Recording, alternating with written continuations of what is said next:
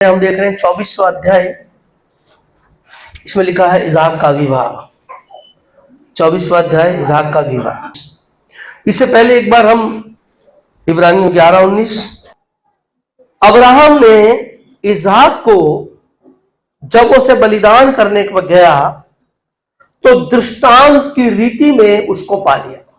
यहां तक समझ आए आपको? और 9 की 23 और 24 देखिए क्या लिखा है, इब्रानी 9, 23 और 24। इसलिए अवश्य है कि की वस्तुओं के प्रतिरूप, देखिए क्या लिखा है, सुनिए, इसलिए अवश्य है कि स्वर्ग में की वस्तुएं। कहां की वस्तुएं? कहां की? आपने देखी है स्वर्ग की वस्तुएं? किसी ने देखी है? पर उसका जो प्रतिरूप है, उसकी फोटोस्टेट मान लो, उसकी कॉपी मान लो। हाँ जी, अब दोबारा पढ़िए। इसलिए अवश्य है कि स्वर्ग में की वस्तुओं के प्रतिरूप इन बलिदानों के द्वारा शुद्ध किए जाए। हाँ, जो स्वर्ग में वस्तुएं हैं उनका जो मॉडल है, उनकी जो कॉपी है, उनका जो समझ लो सैंपल है, जो वो है वो यहां पर, उनको जो यहां ला के रखा गया है, स्वर्ग से नहीं लाए। स्वर्ग वाली स्वर्ग में है, समझ रहे हैं आप? स्वर्ग वाली स्वर्ग में है, लेकिन उनका ही डिजाइन पृथ्वी पर बनाया गया। और जो डिजाइन पृथ्वी पर बनाया, जो चीजें बनाई गई, उसको बलिदानों से शुद्ध किया जाता है। स्वर्ग में तो जो चीजें हैं वो शुद्ध है। जो चीजें स्वर्ग में हैं, जो प्रभु की महिमा के लिए इस्तेमाल होती हैं, वो तो शुद्ध है। लेकिन यहां पर याजक इस्तेमाल करता है, पब्लिक इस्तेमाल करती है, इसलिए। और वो भूमि से ली गई चीजें हैं, ठीक है, भूमि से ली गई चीजें, भूमि को श्राप मिला था, उससे ली गई चीजें, तो उनको शुद्ध किया जाता है। किस चीज को? जो इस्तेमाल में, उदाहरण के लिए समझा देता हूं, मान लीजिए कि कटोरा है, बेदी है, ठीक है, बेदी है, कटोरा है, बेदी पे रखी हुई वस्तुएं हैं, वो सबको बलिदान के लहू से क्या करते हैं? शुद्ध। याजक को भी शुद्ध करते हैं, ठीक है। और वही सेम चीज कहां पर है? समझ गए आप? स्वर्ग में। अभी इब्रानियों 11 की 19 में लिखा है कि उसका एक प्रतीक, जो बलिदान का जो प्रतीक था, हमने पढ़ा था, आप याद होगा 22वां अध्याय।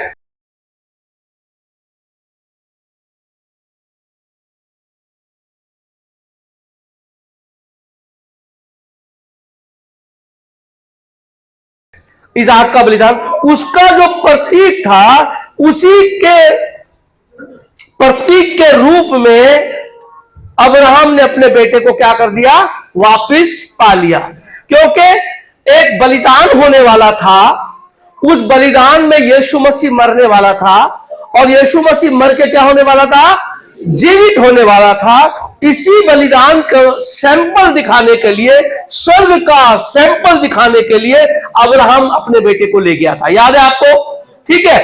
तो अब हम जब विवाह की बात पढ़ते हैं, जब हम इसके इसहाक के विवाह की बात करते हैं, तो बाइबल कहती है जब सदोम अमोरा को परमेश्वर नाश करने आया, तो उसने कहा कि मैं अब्राहम पे प्रकट करूंगा, क्योंकि इसके पीछे एक बड़ी जाति आएगी और ये अपने पुत्रों और आने वाले वंशजों को बताएगा, ठीक है। और अब्राहम परमेश्वर की सारी बातें पृथ्वी पर अपने आने वाले लोगों पे प्रकट कर रहा था।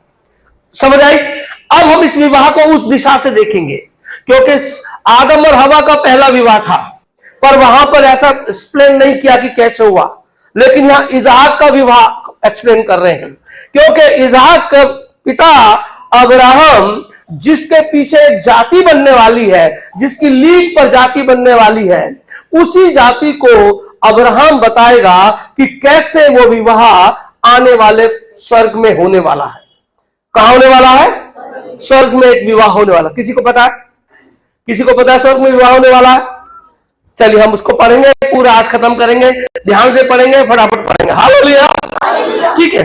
अब देखिए, हम 24वां अध्याय पहले पद में हमने पढ़ा कि जब अब्राहम वृद्ध हो गया था और उसकी आयु बहुत थी, और यहोवा ने सब बातों में उसको आशीष दी थी, अब्राहम ने अपने दास से, जो उसके घर का पुरनिया और उसकी सारी संपत्ति का अधिकारी था, कहा अपना हाथ मेरी जांघ के नीचे रख। और उसने इस रीति से उससे क्या करा? अपने दास से कसम खिलाई, वाचा बांधी कि तू मेरे बेटे के लिए एक क्या लाएगा, एक स्त्री, यानी इसके लिए दुल्हन को लेके आएगा। हालेलुया, दुल्हन को लेके आएगा। पढ़िए आप तीसरा अध्याय पढ़िए, तीसरा पद 24 का 3। और मुझसे आकाश और पृथ्वी के परमेश्वर यहोवा की इस विषय में शपथ खा कि तू मेरे पुत्र के लिए कनानियों की लड़कियों में से जिनके बीच में रहता हूँ किसी को न लाएगा। हाँ, अभी जिस दास को नाम लिया उसका नाम एलियाजर था। अनुमान हम लगाते हैं क्योंकि उसने कहा कि सारी संपत्ति का अधिकारी मेरा ये दास होगा, जब अब्राहम का बेटा इसहाक उत्पन्न नहीं हुआ था। 15वें अध्याय में हमें पता चल गया था कि उसका दास कौन होने वाला है, कौन था जिसपे वो विश्वास योग्य था। एलियाजर लगभग 60 साल की उम्र का दास था। इसको अब्राहम ने वाचा से कसम खाई कि तू मेरे बेटे के लिए क्या लाएगा, एक स्त्री लाएगा, पर तू मुझसे कसम खा कि कनानियों में से जिनके बीच में मैं रहता हूं उसमें से मेरे बेटे के लिए दुल्हन को नहीं लाएगा। हालेलुया। तो क्या परमेश्वर किसी जाति से नफरत करता है? नहीं करता। फिर परमेश्वर कह रहा है कनानियों में से नहीं लाएगा। हालेलुया, है ना। फिर परमेश्वर ने कहा, फिर ऐसा क्यों परमेश्वर ने कहा, इसको हम आगे देखेंगे जब सही सटीक समय आएगा तब। अभी उसने एलियाजर से कसम खिलाई। हाँ जी, आगे पढ़िए। परंतु तू मेरे देश में मेरे ही कुटुंबियों के पास जाकर मेरे पुत्र इसहाक के लिए एक पत्नी ले आ। मेरे देश में मेरे कुटुंबियों के पास जाकर, तो क्या अब्राहम के कुटुंबी प्रभु में थे? अगर हम इसी का पढ़ना नहीं है, मैं आपको बताया था, इसी का 31 की 53 देखेंगे तो 31 की 53 बताती है कि जब उसका मामा कसम खिलाता है या उसके बेटे को, इसहाक के बेटे याकूब को कसम खिलाता है, तो कहता है कि हमारे दादा का परमेश्वर, हमारे पिता का परमेश्वर और हमारा परमेश्वर। यानी जो अब्राहम का जो पिता था उसको खुदा ने कहा था कि तू अपने वंश को लेकर निकल। तो 12वें अध्याय में लिखा है अब्राहम का पिता तेरह, अपने 2 बेटे और एक जिसका पिता मर गया था। ठीक है, अपने अब्राहम, नाहोर और हारान, इसके 3 बेटे थे। तेरह के, अब्राहम के 2 भाई और थे। अब्राहम के 2 भाई, उसके पिता का नाम था तेरह, उसके 2 अब्राहम, तेरह का अब्राहम बेटा, नाहोर बेटा और हारान, बीच वाला हारान था। अब्राहम, हारान और नाहोर। ठीक है, हारान मर गया, परंतु इसका जो बेटा था उसका नाम लूत था। तो अब दादा तेरह अपने दोनों बेटे जो जीवित थे और जो बेटा मर गया उसका अपने पोते लूत को लेकर पूर्व देश से, कसदियों के देश से कनान के लिए निकला। कहां के लिए निकला? जहां पे अब्राहम अभी है वहां के लिए निकला। लेकिन आधे रास्ते में जाकर वो हारान देश में, हारान उसके बेटे का नाम भी था जो मर गया और जगह का नाम भी था, तो हारान देश में जाके वो रुक गया, बस गया। जब वो वहां बस गया तब खुदा ने अब्राहम से कहा अब तू आगे। तब अब्राहम अपने भतीजे, अपनी पत्नी को लेकर आगे बढ़ गया। यहां तक समझ आए आपको? अब्राहम कहां पहुंच गया? जहां पर लूत तेरह को पहुंचना था, जहां पे पिता को पहुंचना था, वहां अब्राहम खुद पहुंच गया, क्योंकि उसका पिता तो कहां रुक गया था? हारान देश में रुक गया था। समझ आई? अब कनान पहुंच गया। जब कनान वो पहुंचा तब खुदा ने उसको बहुत आशीष दी, और हमने आगे अध्यायों में पढ़ा है कि खुदा ने उसको कितनी आशीष दी। और वहां का राजा मलिकिसिदक, सॉरी, वहां का अबीमेलेक राजा आके कहता है कि हम जानते हैं परमेश्वर तेरे साथ है, जिस काम को तू करता है उस काम में सफल होता है। हम जानते हैं, तू हमसे संधि कर ले, क्योंकि हमें डर है कि तू हम पर हमला ना कर दे। तेरे पास पावर ज्यादा है, क्योंकि तेरे साथ परमेश्वर। जब परमेश्वर उसके साथ है, वो जानता है, तो उन लोगों ने परमेश्वर को अपनाया नहीं।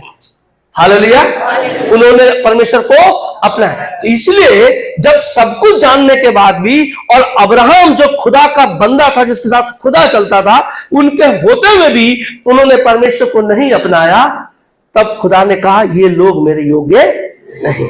और अगर हम प्रकाशित वाक्य 17 की 8 देख लें, प्रकाशित 17 की 8, प्रकाशित 17 की 8। जो पशु, हाँ बस सारे बोले हालेलुया, हालेलुया। हाँ जी, जो पशु तूने देखा है हाँ वह पहले तो था पर अब नहीं है, और अर्थात तुमसे निकलकर विनाश में पड़ेगा। प्रकाशित 17:8।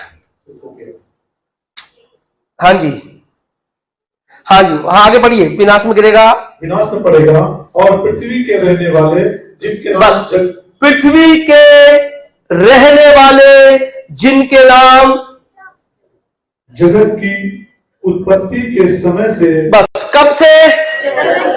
जगत की उत्पत्ति मतलब जब पृथ्वी सृष्टि बन रही थी, आदम से पहले सृष्टि बनी है, आदम से पहले, तो उस समय से उनके नाम, हाँ जी, जीवन की पुस्तक में लिखे नहीं गए। उनके नाम जीवन की पुस्तक में लिखे किनके नाम?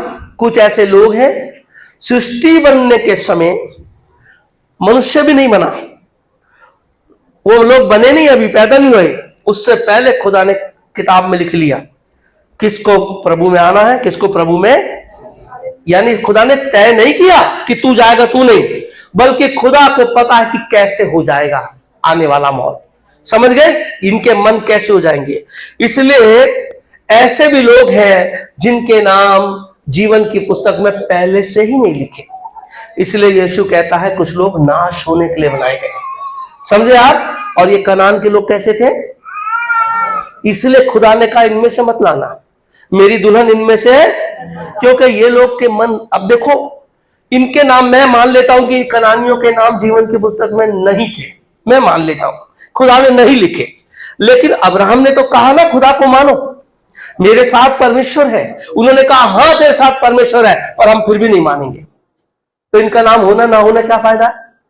इन्होंने खुद इनकार किया, इन्होंने अपने बुद्धि समझ और अपनी सामर्थ के अनुसार ईश्वर को बड़ा नहीं माना, इसलिए उन्होंने उस अब्राहम के ईश्वर को ग्रहण, अगर प्रभु इनका नाम जीवन की पुस्तक में लिख भी देता तो क्या ये ग्रहण करते? तो परमेश्वर ने पहले से इनका खाका बना दिया कि ये लोग उस जीवन की पुस्तक के लायक नहीं होंगे। ठीक है, भजन संहिता 139, भजन संहिता 139 16वां पद। तेरी आंखों ने मेरे बेडोल तत्व को देखा। परमेश्वर तू तो देख लिया, जब मैं नहीं था तब भी तूने देखा, मेरा आकृति नहीं थी, लड़का हूं या लड़की हूं, तब भी तू देख रहा है। हाँ जी, और मेरे सब अंग जो दिन दिन बनते, मेरे अंग दिन दिन बन रहे थे और तुझे पहले से पता था। हाँ जी, बनते जाते थे, वह रचे जाने से पहले तेरी बस पुस्तक में वह रचे जाने से पहले, हाँ जी, तेरी पुस्तक में लिखे हुए थे। हालेलुया। दाऊद कहता है मैं पैदा नहीं हुआ, पर तू हवा से कह रहा है कि तेरा वंश शैतान को मारेगा, एड़ी से कुचलेगा। मैं पैदा नहीं हुआ, लिखा है यीशे की ठूंठ से, ईशे कौन है? दाऊद जो बोल रहा है भजन संहिता में, उसका दादा है, दादा के लिए नाम लिखा है, ईशे की ठूंठ से एक वंश पैदा होगा, यीशु मसीह। दाऊद कहता मैं तो पैदा भी नहीं हुआ था, तूने मेरे बाप के बारे में भविष्यवाणी करी, मेरे बाप के बारे में कि मैं आऊंगा, फिर 2000 साल के बाद, 1000 साल के बाद यीशु मसीह आएगा। मेरे बेडौल तत्व से पहले तेरी जीवन की पुस्तक में मेरा नाम। आपको समझ आई? किसका का नाम नहीं था? जगत की उत्पत्ति से पहले पुस्तक में किसका नाम नहीं था? उनमें से मेरे लिए दुल्हन को, समझ आई? किसमें से लाना? जिनके नाम जीवन की पुस्तक में रचने से पहले। तो क्या वो दुल्हन के योग्य है? इसलिए खुदा ने बोला मेरे कुनानियों जहां मैं रहता हूं यहां से मत लाना। तू खुदा यहां रहता क्यों है? अब्राहम फिर यहां रहता क्यों है? इसलिए कि कल को यह ना कहे कि मेरे नाम तो पुस्तक में थे नहीं, मेरे क्या गलती है, इसलिए मैं यहां रहता हूं, बताता हूं कि वो परमेश्वर सच्चा है, मन फिरा लो। Hallelujah, hallelujah. कहां से लाना? मेरे कुटुंबियों से। कुटुंबी कौन है? कुटुंबी है उसका भाई नाहोर, हालेलुया, उसका परिवार, क्योंकि वो सब अपने दादा के साथ निकले थे और वो लोग वहां खुदा को भूले नहीं है। हम उसको आगे देख लेंगे। आइए वापिस आ रहे हैं, हम उत्पत्ति 24 में आ रहे हैं। तो कहां से लाना? मेरे कुटुंबियों में से। याद रखिएगा, जीवन साथी कहां से होना चाहिए? कहां से होना चाहिए? खुदा के लोगों में से। याद रखिएगा, हाँ ठीक है। जीवन भर पछताना पड़ेगा, जीवन भर। और अगर हो सकता है कि आप संसार के साथ समझौता और बुद्धिमानी से जी भी लिए, कैसे निकल गए? बुद्धिमानी से, कि फल खा लिया भैया बुद्धिमान हो गए, जी भी लिए, लेकिन आप उसकी दुल्हन बन नहीं सकते, क्योंकि असली दुल्हन तो हमें उसकी बनना है। हमारी दुल्हन कोई भी हो, हमारा दूल्हा कोई भी हो, लेकिन हम सबको एक देह में होकर दुल्हन बन के जाना है वहां। इसलिए कहां से होना चाहिए? इसहाक की दुल्हन कहां से आएगी? मेरे कुटुंबियों से, खुदा के वंशजों में से। तो हमारी दुल्हन और दूल्हा कहां से आना चाहिए? हमारे बहू और दामाद कहां से आने चाहिए? समझ आई आपको? ये उदाहरण है। अब्राहम मेरे आने वाली पीढ़ी को तू बताएगा, और मैं बता रहा हूं आपको, मेरे कुटुंबी से मत लाना। उसने कहा अगर वो नहीं आना चाहे तो क्या तेरे बेटे को ले जाऊं? बोला कभी नहीं, मेरे बेटे को वहां नहीं लेके जाना, क्योंकि दुल्हन वहां जाएगी, दूल्हा यहां नहीं रहेगा। दूल्हा आया 33.5 साल रहा, दुल्हन को देख कर तय कर कहां चला गया? अपने पिता के घर में, ताकि कमरे तैयार किए जाए। हालेलुया। दुल्हन के लिए कमरे, दूल्हा यहां रहेगा नहीं, क्योंकि अगर यहां रहेगा तो अशुद्ध हो जाएगा, क्योंकि उसे उस शुद्धता से और ज्यादा शुद्धता में जाना है। लिखा है कि स्वर्ग की वस्तुएं पृथ्वी पर उसके मॉडल को क्या करते हैं? शुद्ध करते हैं। हम लोग उस दुल्हन हैं। अब ये दुल्हन यहां शुद्ध की जाएगी, ताकि पवित्रता के साथ उस पवित्र जगह पहुंच जाए जहां हमें पहुंचना है। हालेलुया। तो उसने कहा कि अगर वो स्त्री खुद ना आना चाहे तो तू अपने वचन से क्या हो गया? छूट गया, वरना तू वचन में बंधा है। कौन बंधा है? वो दास जिस पे खुदा ने भरोसा किया है, अब्राहम ने भरोसा किया है, सारी संपत्ति का मालिक बना रखा है, सारी संपत्ति का अधिकारी बना रखा है। क्या कहता है प्रभु का वचन? तुम मेरे बेटे बेटियां हो, स्वर्गीय वस्तुओं के वारिस हो। किसके वारिस हो? हमारा पिता स्वर्गीय है तो उसकी वस्तुएं स्वर्गीय है, और अगर उसकी वस्तुएं स्वर्गीय है तो हम उसके वारिस हैं, स्वर्गीय वस्तु के वारिस। इसलिए अब्राहम ने अपनी सारी प्रॉपर्टी पे अधिकार किसको दिया था? अपने दास को दिया था। जितने लोग खुदा के हैं वो सब खुदा के दास के योग्य हैं। याद रखिएगा। कैसे? एक याजक कलीसिया के लिए प्रार्थना करता है, और आप उन लोगों के लिए जिनसे आप टच में हो। आप समझे कि नहीं? याजक यहीं तक है, याजक यहां तक है, याजक मंदिर में है, लेकिन बाहर कौन है? आप जब बाहर जाते हैं तो आप याजक हैं। इसलिए तुमने कहा तुम सब याजकों का पवित्र समाज नहीं लिखा, बल्कि लिखा है पवित्र समाज। क्या? पवित्र समाज। अब यहां हमने क्या पढ़ा? आत्मा की स्वर्ग की वस्तुएं पृथ्वी पर क्या की जाएंगी? शुद्ध की जाएंगी। उसके मॉडल पृथ्वी पर शुद्ध किए जाएंगे। हमारा महायाजक स्वर्ग में बैठा है, कौन है? यीशु मसीह। आप यहां महायाजक को, आप यहां शुद्ध किए जाओगे कि नहीं? कैसे? लहू से, बलिदान के लहू से शुद्ध की जाती थी। आप किसके लहू से शुद्ध किए जाओगे? अपने मेमने। पिछली बार हमने इसहाक का पढ़ा, वो मेमना जिसको प्रभु ने तैयार किया, उससे शुद्ध किए जाते हो। इसका मतलब आप भी याजक हैं। हालेलुया। हर एक आपके घर में, परिवार में, पड़ोस में कोई आपके टच में है, और अगर कोई समस्या में है, कोई प्रार्थना का विषय, तो आप उसके लिए याजक हैं। समझे? आप अपने आप को जानो, अपने आप को, क्योंकि आपको आगे बढ़ के कहां पहुंचना है ना? दुल्हन पूरी दुल्हन जाएगी भैया, आधी अधूरी नहीं जाएगी। तू मुझसे वाचा बांध, नहीं तो तू वाचा में बंधा रहेगा। दास क्या रहेगा? अब्राहम की वाचा से, समझ गए? अब एक याजक, एक दास, एक प्रचारक, जो 5 तरह की सेवा है, वो 5 तरह के प्रभु के सेवक हैं। वो दास है जो सेवा करते हैं। कोई चंगाई का दास है, कोई वचन का दास है, कोई सुसमाचार सुनाने का है, कोई याजक का है। ऐसे 5 तरह के सेवक वो वचन से बंधे हैं कि परमेश्वर की महिमा करनी है, और महिमा में उसको दुल्हन तैयार करनी है। कोई आएगा, खड़ा होकर प्रचार करेगा और चला जाएगा, और वहां के लिए बंदा तैयार हो जाएगा, हाँ यार ये बात सही कह रहा है। कोई आएगा वर्शिप करेगा, आराधना करेगा, कोई आएगा चमत्कार दिखाएगा यीशु के नाम से और कलीसिया को खड़ा कर देगा। हालेलुया। लेकिन वो वचन से बंधे हैं। उनको क्या करना है? परमेश्वर के लिए दुल्हन को, पिता के लिए दुल्हन को, हर एक दास जो यहाँ है, जो आपके सामने खड़ा होता है, वो वचन से बंधा है। इसलिए आप देख लीजिए, बहुत भुखमरी में, बहुत गरीबी में, बहुत मार खाने के बाद भी, जेल जाने के बाद भी, गरीबी में रहने के बाद भी लोग सेवा करते हैं, छोड़ते नहीं। और छोड़ेंगे तो फिर वहीं जाएंगे, क्योंकि वो आत्मा उनको खींच के लाती, वचन से बंधा है। हालेलुया। तो आप सेवक, और जब आप किसी के लिए दुआ करते हैं, आप सोचो कि आप कितनी करते हो। कभी कभी किसी को बताते हो ना, और वो भाई कहता है कि मैं आऊंगा, वो बहन कहती मैं आऊंगा, तब से आप दुआ शुरू करते हो कि नहीं? बोलो, करते हो ना। आप एक आदमी के लिए दुआ करते हो कि वो प्रभु में आ जाए, और दास किसने करता है? पूरी दुल्हन को तैयार करता है। हालेलुया। एक आदमी दुल्हन नहीं है, सारे लोग मिलकर मसीह की देह में बदल जाएंगे, उस हवा में बदल जाएंगे जो आदम की पसली से निकली है। वो दुल्हन बन जाएंगे, ये यीशु की पसली से निकली है। हालेलुया। तो याजकों का, सेवकों का, दासों का एक वाचा है खुदा से। इसलिए इस दिमाग को निकाल देना।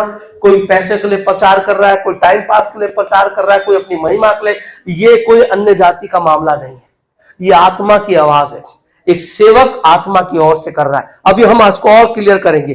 तब उसने कहा कि तू छूट जाएगा, नहीं तो तू, अगर वो नहीं आना चाहे तब तू छूटेगा, नहीं तो जब तक वो मना नहीं करेगी तू बंधा है वाचा से। आमीन। समझ आई? अब वो दास कहता है, 10वें पद पढ़ लेंगे सीधा। तब वे दास अपने स्वामी के ऊँटों में से 10 ऊँट छांट कर उनके सब उत्तम उत्तम पदार्थों में से कुछ कुछ लेकर चला और मेसोपोटामिया में नाहोर के नगर के पास पहुंचा। कहाँ पहुंच गया? मेसोपोटामिया, नाहोर के। कैसे पहुंच गया भाई वहां? अब्राहम का कुटुंबी कौन था? नाहोर उसका भाई था ना। कैसे पहुंच गया वहां? इनका आना जाना था, इनका आना।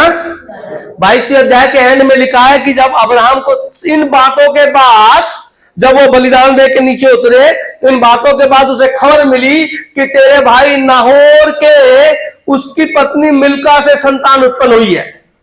22वें अध्याय के एंड में पढ़ लेना, संतान उत्पन्न हुई है। इसका मतलब आना जाना था, बातचीत थी। हालेलुया। ठीक है, बातचीत थी, आना जाना था। तो इसने कहा वो मेरे कुटुंबी वहां जा, और ये वहां पहुंच गया। उसके दास ने नहीं देखा था, ना जगह देखी, ना शक्ल देखी, पर वो दिशा से पहुंच गया वहां पर। दास ने क्या लिया? 10 ऊंट और उत्तम उत्तम, हालेलुया, कैसे पदार्थ? कहां से लिए? अब्राहम के खत्तों में से। एक पिता के बेटे के लिए दुल्हन लेने जाना है, यीशु मसीह के लिए दुल्हन तैयार करनी है। तो दास क्या लेके जाएगा? क्या लेके जाएगा? कहां से? पिता के खाते में से। हालेलुया। समझ आए? जो उत्तम पदार्थ परमेश्वर के दास लाते हैं ना, वो सबसे उत्तम होते हैं। याद रखिएगा, इसे लिखा है पांव बड़े सुहाने हैं वो पांव जो सुसमाचार लेके आते हैं। बहुत से लोग इसको बड़ी हल्की बात समझते हैं, बहुत हल्की। पास्टरों का बुलाना बड़ी हल्की बात समझते हैं। वो उनको, उनके घर में कोई वैल्यू नहीं है कि पास्टर मेरे घर में आए, पर ये एक एक शब्द मायने रखता है। और मैं बताऊं, उनमें से कई लोग जब प्रॉब्लम में होते हैं फोन करते हैं, पास्टर जी आ जाओ, तब उन्हें कौन कहता है भाई आज बुला लो? तब कौन कहता है? अंदर से आवाज आती है, आज उनको बुला लो भैया, आप तो हद से बाहर हो गया पानी। तो भैया पहले बुला लेते, क्यों नहीं समझे कि उनके पांव सुहाने हैं? मरने के बाद, गिरने के बाद, फंसने के बाद, पिटने के बाद, बिल्कुल डूबने के बाद बोलोगे आ जाओ, तब कौन कह रहा है? तब आत्मा कह रहा है। हालेलुया। वो उत्तम पदार्थ क्या लेके जाएगा दास? किसके? वो दास है, उसका अपना कुछ नहीं है। दास अपना कुछ नहीं लेके जाएगा। उसने लिखा तू खाली झोली लेके जाना, खाली झोली लेके जाना भाई, पर क्या लेके जाना है? उसके उत्तम उत्तम पदार्थ, स्वर्गीय वस्तुओं के उत्तम पदार्थ कहां लेके जाने? उस दुल्हन के घर जाना है। दास की वैल्यू को समझो ये खुदा का सिस्टम है। खुदा चाहता तो इस्राएलियों से सीधी बात करता।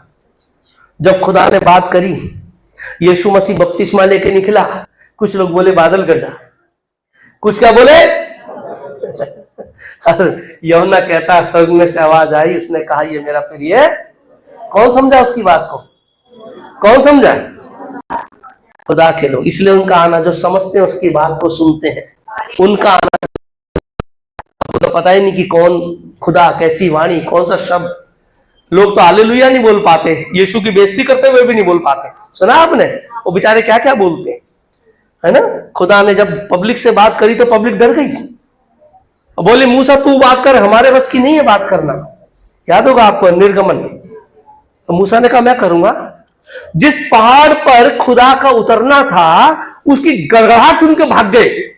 मूसा तो पहाड़ के ऊपर पहुंच गया जहां से गड़गड़ाहट शुरू हो रही थी। हालेलुया, क्योंकि वो दास खुदा से जुड़ा हुआ था। समझ आई? जो काम जिसका है ना वो उसी का है। हमारे पास क्या है लिखा है, हमने पढ़ा, आपको याद होगा उत्पत्ति में हमने पढ़ा श्वेत वस्त्र क्या है, याद है ना। धार्मिकता। और धार्मिकता क्या है? व्यवस्था 6:25 में मेरे नियम विधि आज्ञाओं को मानना धार्मिकता है। क्या मानना? मेरी विधियों को नियम के अनुसार मानना धार्मिकता है। हमें तो पता भी नहीं है क्या चीज।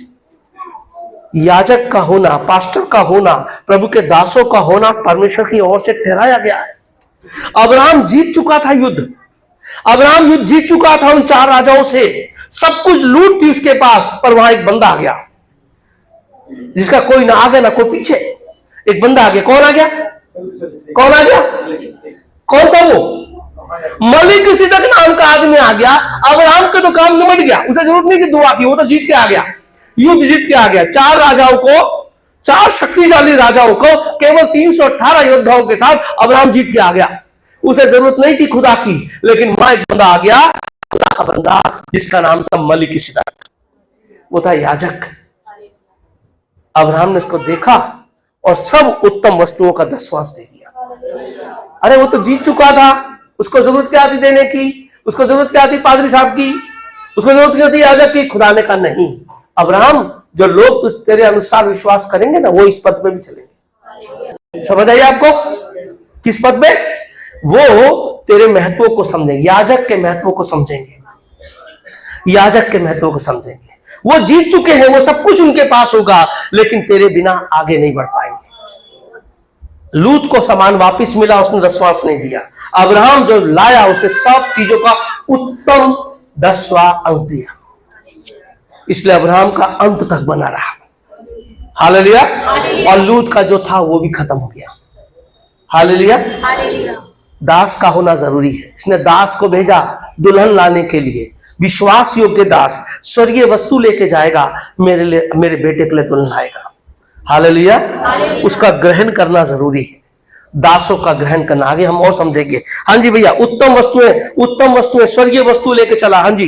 11 उसने ऊँटों को नगर के बाहर एक कुएं के पास बैठाया। वह संध्या का समय था, जिस समय स्त्रियां जल भरने के लिए निकलती हैं। 12 वह कहने लगा, हे मेरे स्वामी अब्राहम के परमेश्वर यहोवा, आज मेरे कार्य को सिद्ध कर और मेरे स्वामी अब्राहम पर करुणा कर। हालेलुया। क्या कहने लगा वो? क्या कहने लगा? मेरे स्वामी के परमेश्वर। क्या कहने लगा?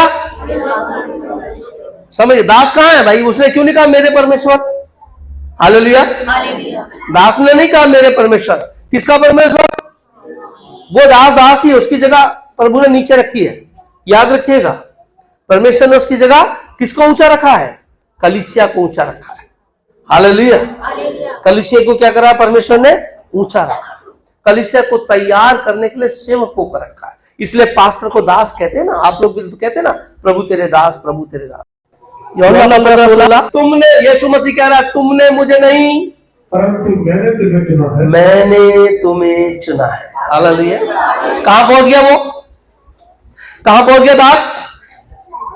मेसोपोटामिया, नाहोर की जगह पर और ठीक जगह पर। किसकी प्लानिंग है? किसकी प्लानिंग है? क्या नाहोर को पता है क्या होने वाला है? रिबेका को पता है क्या होने वाला है, गांव वालों को पता है क्या होने वाला है, 2 जनों को पता है, केवल 2 जनों को पता है। किस किस को? अब्राहम को और दास को, अब्राहम को और किसी को नहीं पता। यीशु को पता, वो तो उत्पत्ति से पहले है, यीशु को बात नहीं कर। अब्राहम को और दास को पता है, जहां आया उन्हें नहीं पता, कौन आया उन्हें नहीं पता, क्या करना उन्हें नहीं पता। किसको पता है? किसको पता है? दास को पता है। कितना इंपॉर्टेंट है दास का होना। हालेलुया। उसका भेद लेके आया है। पौलुस कहता है ये भेद की बात है भैया, ये भेद की बात है। क्रूस पे मरना एक भेद है। लोग तो हंसते ना, रे तुम्हारा भगवान लटक गया, लोग हंसते हैं ना, ये भेद है। ये भेद जब प्रकट हो जाता है तब दिल करता है मैं वारी वारी जाऊं यीशु मसीह पर। उसने कहा तुमने मुझे नहीं, मैंने तुम्हें, परमेश्वर ने चुन रखा है, इसलिए आप यहां हैं, इसलिए आप लोग यहां खुदा के चुने हो। इसलिए दास वहां पहुंचा जो जगह पहले से चुन ली गई थी। हाँ जी पढ़िए भाई, वापस आएंगे उत्पत्ति में। अब देखिए क्या उसने क्या कहा, खुदा से बात कर रहा है, अपने खुदा से, अपने मालिक के खुदा से। ये दास कहां का था पता है आपको? ये इब्रानी नहीं था, ये अन्य जाति था, ये अन्य जाति था, परमेश्वर के अब्राहम के कुटुंब का नहीं था। पर अब्राहम ने उसका खतना करा दिया था। खतना कराना सिर्फ उसका अंग काटना नहीं था, बल्कि मन से परिवर्तन वाला खतना कराया था। और ये लोग विश्वास करते थे खुदा पर। हालेलुया। तो वो कहता जिस अब्राहम ने मुझे जिस परमेश्वर के बारे में बताया, मैं उससे बात कर रहा हूं। हालेलुया। ठीक है, तो अब वो कहता है कि हे परमेश्वर, मैं जिस लड़की को यहां से मैं बोलूं कि तू मुझे पानी पिला, और वो कहे पानी पिलाने के बाद वो कहे कि मैं तेरे ऊंटों को भी पानी पिलाऊंगी, तब मैं मान लूंगा कि वही लड़की तूने इसहाक के लिए चुनी। हालेलुया। अब अगर 10 लड़की आ रही हो, क्योंकि वो समय कुएं में पानी भरने जाने का समय था, संध्या का समय, ठीक है, तो वो अगर 10 लड़कियां 15 लड़कियां तो अब्राहम उसको दास को क्या करना पड़ेगा? क्या करना पड़ेगा दास को? क्या करना पड़ेगा दास को? तीखापन बहुत हो रहा है। हालेलुया। क्या करना होगा दास को? अगर 10-12 लड़की आ रही हो, 5 या 2 आ रही हो, तो क्या करना पड़ेगा? ऐसा करना पड़ेगा, ये या ये करना पड़ेगा ना। लेकिन वहां क्या लिखा है, पढ़िए आगे।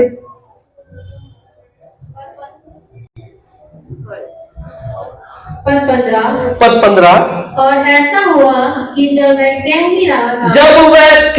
ही रहा था कि रिबेका, हाँ। जो अब्राहम के भाई नाहोर के जन्माए मिल्का के पुत्र बतूएल की बेटी थी, वह कंधे पर घड़ा लिए हुए आई।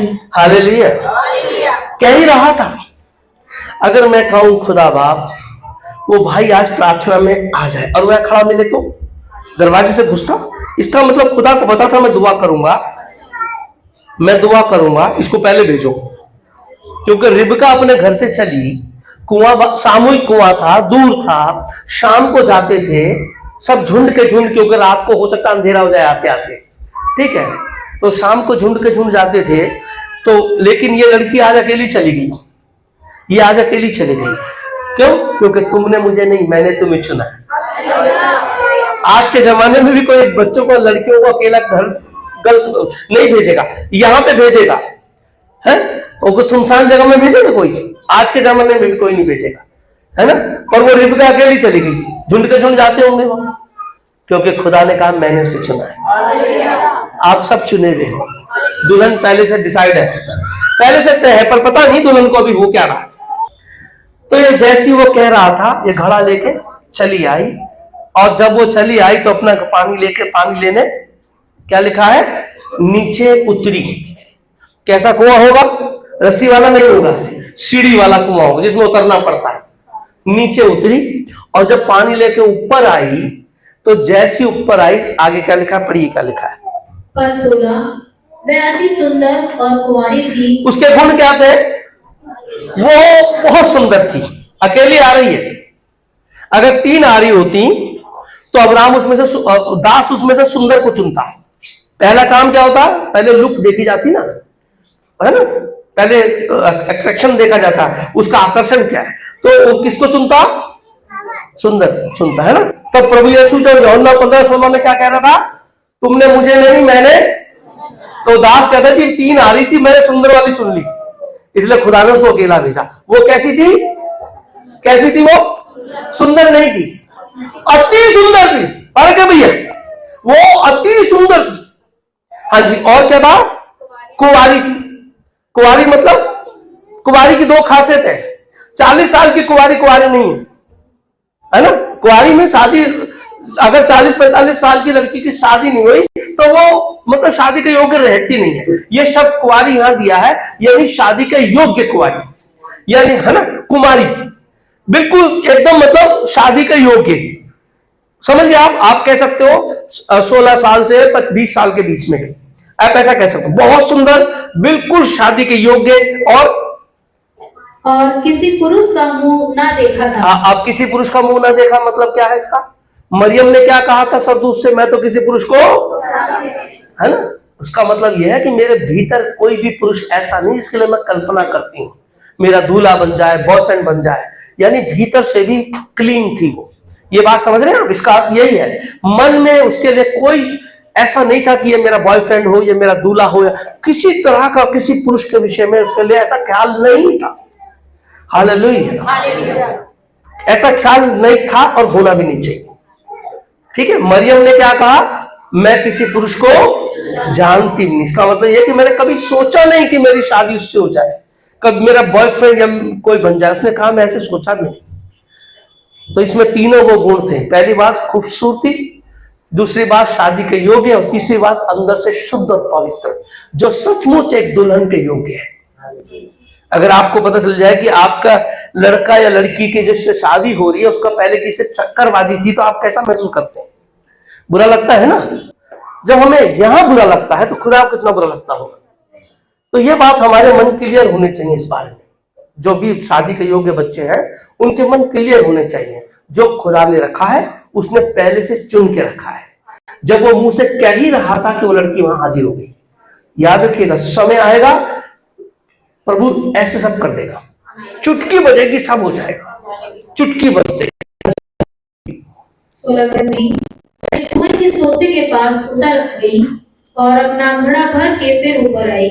17 तब वह दास उससे भेंट करने को दौड़ा। अब दास उससे भेंट करने को चल के चला जाता है, भाग के गया। क्यों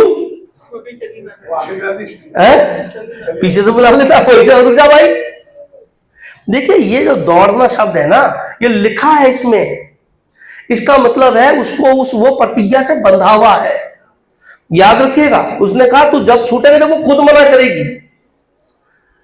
आप जो बार बार फोन करते हैं, भैया चर्च क्यों नहीं आए, चर्च क्यों नहीं आए, ठीक है ना, ये दौड़ना है आपकी ओर। ये बावड़ापन नहीं है, ये कोई लालच नहीं है। ये दौड़ना है कि उसको लाना है खुदा में, उसको प्रभु में जोड़ के रखना है, उसको दुल्हन बना के खड़ा करना है। लोग इसको पता नहीं किस वे में लेके जाते हैं। वो दौड़ के गया। अब सोचो, वो कल्पना कर रही होगी आदमी दौड़ा आ रहा है, उसके मन में क्या चल रहा होगा? ये मेरे पास दौड़ा क्यों चला आ रहा है? कुछ तो सोच रही होगी, एक आदमी, एक अनजान आदमी मेरे पास दौड़ा चला आ रहा है, कुछ तो चल रहा होगा उसके अंदर। अकेली है ये, हालेलुया, लेकिन वो फिर भी दौड़ा आ रहा है। कुछ आप भी सोचते हैं, कुछ सेवक भी आते हैं। समझो, इसके पीछे खुदा की योजना है, खुदा की पुकार है, खुदा की वाचा है, एक बंधन है जो सब कुछ छोड़ के इंसान खुदा की सेवा करता है। सब कुछ छोड़ के, मजाक नहीं है। मुझसे कई लोगों ने कहा कि हम सेवा करना चाहते हैं, लेकिन हिम्मत नहीं है उतने सब कुछ छोड़ने की, क्योंकि जब तक बुलाया नहीं जाएगा, चुना नहीं जाएगा, इस काम को नहीं कर सकते। आप आजमा के देख लेना। बहुत से सेवक हैं जो चाहते हैं सेवा करने, बाइबल कॉलेज गए, कोर्स किए, लेकिन वो सेवा नहीं कर पाए क्योंकि वो चुने नहीं गए थे। हालेलुया, समझे? इसलिए वो दौड़ा, क्योंकि दौड़ना उसकी ड्यूटी थी। फट से जाकर उस काम को करना, उस लक्ष्य को, उस टारगेट को पूरा करना है जो जिस काम के लिए वो बंधा हुआ है। हाँ जी, अब प्रिया आगे 17 और कहा, अपने घड़े में से थोड़ा पानी मुझे पिला दे। 18 उसने कहा, हे मेरे प्रभु, ले पी ले। और उसने जल्दी से घड़ा उतार कर हाथ में लिए उसको पिला दिया। कितनी देर में पिलाया? क्या लिखा है? उसने जल्दी से। कैसे पिलाया पानी? क्यों जल्दी थी? उसको क्या जल्दी थी? घर जाना था। ये दौड़ के आया, इसने बोला मुझे थोड़ा पानी पिला दे। उसने झट से जल्दी से पानी हाथ में घड़ा लिए लिए उसको जल्दी से क्यों पिला दिया भाई? क्या कहा? जल्दबाजी किस बात की थी? हालेलुया। क्योंकि मैं भूखा और तूने मुझे खाने को दिया। जब मैं भूखा था तूने, यीशु मसीह किनसे कह रहा है? उन लोगों से कह रहा है जो स्वर्ग में प्रभु यीशु, जब वो न्याय का समय आएगा तब यीशु मसीह क्या कह रहा है? उसमें रिबेका भी खड़ी होगी, ठीक है, इसहाक की पत्नी भी खड़ी होगी। क्या कह रहा है? जब मैं भूखा था तूने मुझे खाने को दिया, मैं प्यासा था और तूने मुझे पानी पिलाया। और आगे पढ़िए। मैं परदेसी था और तुमने मुझे अपने घर में ठहराया। मुझे अपने घर में, आगे 36, मैं नंगा था और तुमने मुझे कपड़े पहनाए। हाँ, मैं बीमार था और तूने मेरी सुधि ली। मैं बंदी गृह में था और तुम मुझसे मिलने आए। हाँ, आगे क्या? तब धर्मी उसको उत्तर देगा, हे प्रभु, हमने कब तुझे भूखा, नंगा, परदेसी, प्यासा देखा। हालेलुया। तब खुदा क्या कहेगा रिबेका से? वो जो एक दास आया था ना, वो जो प्यासा आया था, वो मैंने भेजा था। हालेलुया। उससे पहले कहता है कि तुम स्वर्ग में आ जाओ। वहां कहता है तुम लोग स्वर्ग में आ जाओ। बोले हम तो स्वर्ग में आ जाए, क्योंकि जब मैं भूखा था, जब मैं प्यासा था, जब मैं परदेसी था, तुमने मुझे पानी पिलाया, अपने घर में रुकाया। तुम सब कहां जाओ? स्वर्ग में आ जाओ। हालेलुया। ये जो झट से पिलाना था ना, समझ रहे हैं आप? एक मन में होता है यार प्यासा है, परदेसी है भाई, यात्री है, प्यासा है, जल्दी से पानी पिला। ये जो उसने झट से पानी पिलाया, इसके अंदर उस आशीष को पाना था जो यीशु मसीह एक दिन कहेगा। हालेलुया। समझ रहे? आगे देखिए और देखते हैं। हाँ जी, वापस उत्पत्ति में आ रहे हैं। उसने झट से उसको पानी पिलाया, घड़ा हाथ में लिए लिए उसको पानी पिलाया। हाँ जी, पीने के बाद क्या हुआ? तब मैं उसको पिला चुकी, तब कहा, मैं तेरे ऊँटों के लिए भी तब तक पानी भर भर लाऊंगी जब तक वह पी ना चुके। उसको पिला चुकी, पिलाते पिलाते बात नहीं करी। और दास क्या कह रहा है? पर अब्राहम के परमेश्वर वो मेरे को पहले पानी पिलाए और फिर कहे कि मैं तेरे ऊँटों को भी पिलाऊंगी। दास ने प्रार्थना क्या करी? वो मेरे को पानी पिलाए और फिर कहे मैं तेरे ऊँटों को भी पिलाऊंगी। और लिखा है कि बिल्कुल ठीक उसी प्रकार से जब उसे पानी पिला चुकी तब कहा कि मैं तेरे ऊँटों को भी पानी पिलाऊंगी। हालेलुया। कुआं कहां था? नीचे था। नीचे से घड़ा ला, कोई सहेली तो साथ नहीं थी। एक ऊंट कितना पानी पीता है? जब दूर से चल के आया 150 से 200 लीटर, 150 से 200 लीटर पीता है। 20 से 25 किलो का घड़ा होता है, लीटर का घड़ा होता है। यानी कि एक ऊंट समझ लो 6 से 8 घड़े पानी पिएगा। और 10 ऊंट 60 से 80 घड़े। तो 60 से 80 घड़े बार बार कुएं के नीचे जाना, ऊपर लाना, नीचे जाना, ऊपर लाना। सोचो जरा, करके देखना, 2 बाल्टी छत पे ले जाके देखना एक बार, ठीक है? तो क्या ये लड़की एक मजदूर थी जो ईंटें रोज ऊंचा पहुंचाया करती थी? एक मजदूर जो ईंटें उठाता है ना, उसके लिए मुश्किल नहीं है। वो पूरे दिन दिहाड़ी में ईंटें पूरे ईंटें चढ़ा देता है। क्या ये मजदूर थी? ये अच्छे घराने की थी, इसके नौकर थे, दास दासी थे। इसको ऐसी प्रैक्टिस नहीं थी, इसको ऐसी प्रैक्टिस नहीं। लेकिन इसके अंदर एक बात थी कि परदेसी आया है, उसकी सेवा करनी है। क्योंकि मेरे व्यवस्था कहती है, मेरा धर्म कहता है कि एक दिन खुदा इसी बात को देख के मुझे अपने घराने में रख लेगा। आप भी अच्छा काम करते हैं कि नहीं? क्या मन में होता है? कोई व्यक्ति जो परमेश्वर को जानता नहीं, जो बाइबल को जानता नहीं, वो अच्छा क्यों करता है? क्योंकि उसे लगता है कि कहीं से प्रतिफल आएगा। होता है ना, कहीं से आएगा। इसको पता है ये करना, राहगीर को पानी पिलाना धर्म का काम है, सेवा करना धर्म के। ऊंट 10 हो या 15 हो, उनको प्यास है, और ये मैं नहीं पिलाऊंगी तो ये पिलाएगा, मैं नहीं पिलाऊंगी तो ये पिलाएगा। लेकिन मेरी ड्यूटी है। उस समय की लूत काहे के लिए भागा था? जब सरदूत आए थे, उसे सरदूत नहीं दिख रहे थे, उसे राहगीर दिख रहे थे। वो भागा, लूत मेरे घर आके रुकना। याद है आपको? परदेशी को रखना आशीष माना जाता था। हालेलुया। उनकी सेवा करना उस समय की बात है, आज का समय बदल गया। अब्राहम काय के लिए भागा? जब मामरे के वृक्षों में गर्मियों में बैठा था तो 3 व्यक्ति को आकर दौड़ के गया, मेरे घर आओ, थोड़ा पानी पियो, थोड़ा खाना खाओ, तब जाना। याद है?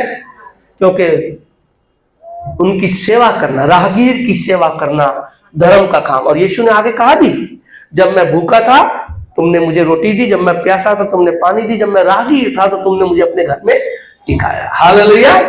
ये पता है, ये आत्मा बताती है कि क्या होना है।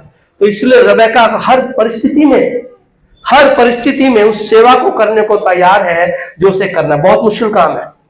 और देखो दास भी, देखो इतना मुश्किल लक्ष्य उसके आगे रख दिया, कितना मुश्किल काम रख दिया। मेरे जैसा होता तो कहता प्रभु दो ऊंट को पिला देती कि मैं मान लूंगा यही दुल्हन है, 10 को तो पिला भी नहीं पाएगी। मैं तो यही कहता, आप भी अपनी बुद्धि से यही कहते, बेचारे 10 को कैसे पिलाएगी। लेकिन उस दास ने क्यों कहा ऐसा? ये बहुत बड़ा काम है कि नहीं? बोलो क्यों कहा? क्योंकि वो दुल्हन चुनने जा रहा है। दुल्हन मजाक नहीं है, दुल्हन मजाक नहीं। किसकी दुल्हन है? और ये कलीसिया किसकी दुल्हन है? यीशु। मजाक नहीं है। इस संसार में रह के कितने घड़े उठाने पड़ेंगे अंदाजा भी नहीं है। हालेलुया। जब तक वो दुल्हन तैयार नहीं होगी बहुत घड़े उठाने पड़ेंगे उस अच्छाई को पाने के लिए। इसलिए पौलुस क्या कहता है? शरीर आत्मा के विरोध में और आत्मा शरीर के विरोध में रोज लड़ाई करते हैं, रोज लड़ाई करते हैं। और तुम्हें हर रोज जीतना पड़ेगा अपने आप। बलवान निकल पाएगा। बलवान ये कहती मैं पानी नहीं पिलाऊंगी तो क्या होता? उसी वक्त फैसला होता कि तू दुल्हन नहीं है। फैसला हो जाता ना। अगर ये कहती कि चल भाई 1-2 को पिला दूं तो भी फैसला हो जाता कि तू दुल्हन नहीं, क्योंकि टारगेट ये है, लक्ष्य ये है। हालेलुया। उसने कहा है, परमेश्वर कहता है कि तुम बड़ी मेहनत से, संघर्ष से, क्लेशों के साथ निकल के आओगे।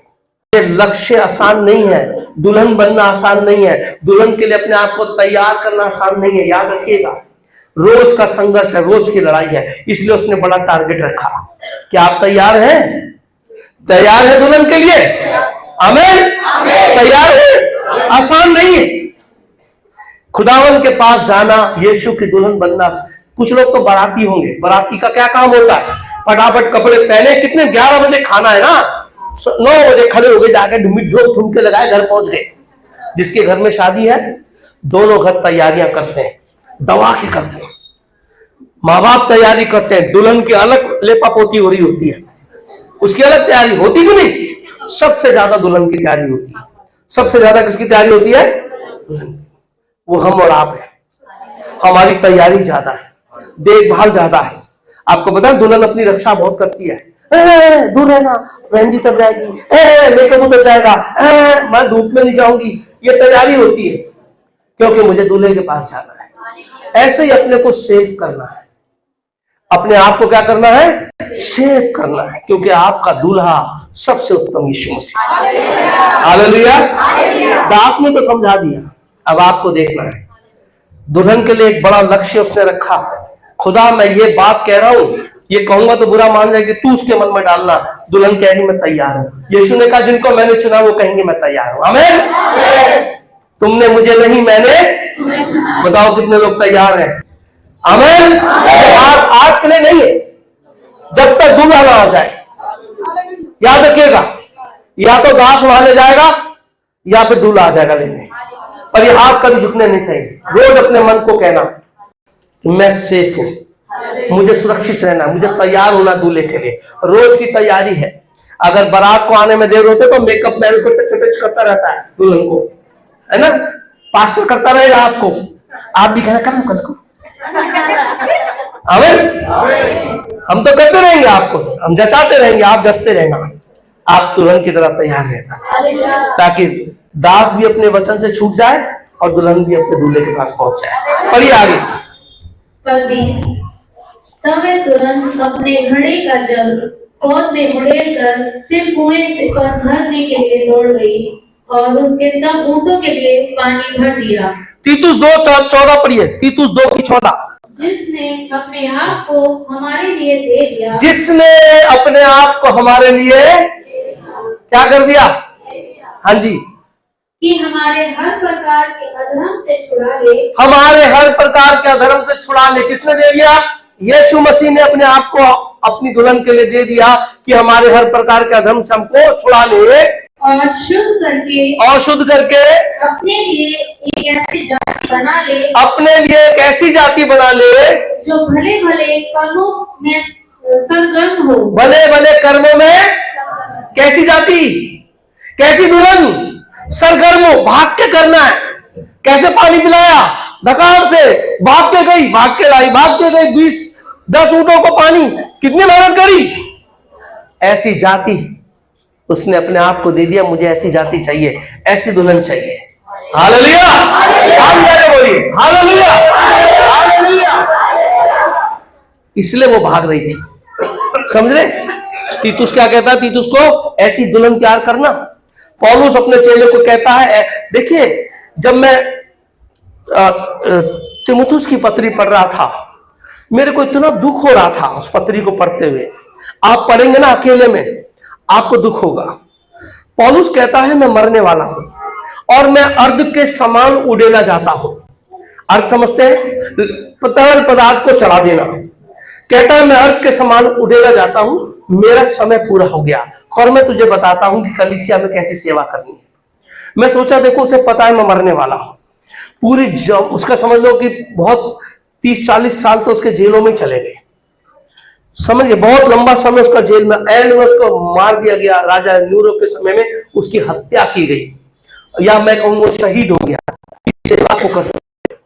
वो लिखता है कि उसने अपने आप को तुम्हारे लिए दे दिया। उसके कामों के लिए क्या करो? भले कामों के लिए सरगर्म रहो, फटाफट भाग भाग के काम करो, अच्छे कामों। वो मरते मरते लिख के जा रहा है। कौन?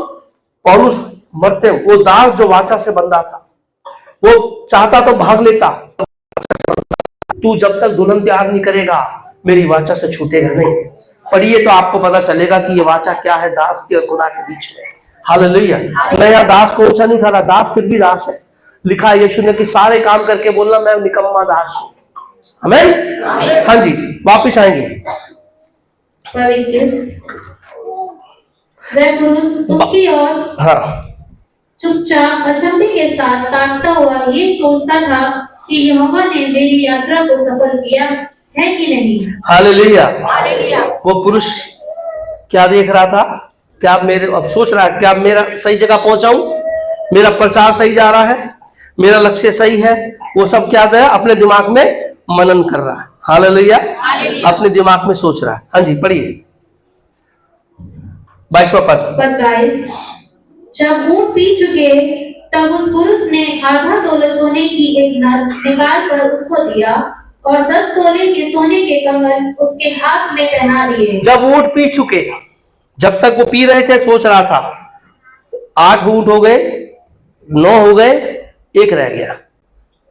अगर वो रह जाता तो ये वाली दुल्हन नहीं है ना? पूरे 10 के 10 जितने लाया ऊंट सबको पिलाना है। कितना? जब तक ऊंट पिए। काम छोटा नहीं है, भाग नहीं सकते बीच में छोड़ के। याद रखना, पूरा करना है। अगर आप 2 कुरिन्थियों 11 की 2 एक बार पढ़ लीजिए। 2 कुरिन्थियों 11 की 2 पढ़िए। हाँ सीधा पढ़िए। क्योंकि मैं तुम्हारे विषय में ईश्वरीय धुन लगाए रहता हूँ। पौलुस कहता है मैं तुम्हारे विषय में ईश्वरीय धुन लगा रहता हूँ, इसलिए कि मैं एक ही पुरुष से तुम्हारी बात लगाई है। सारे बोले हालेलुया, हालेलुया।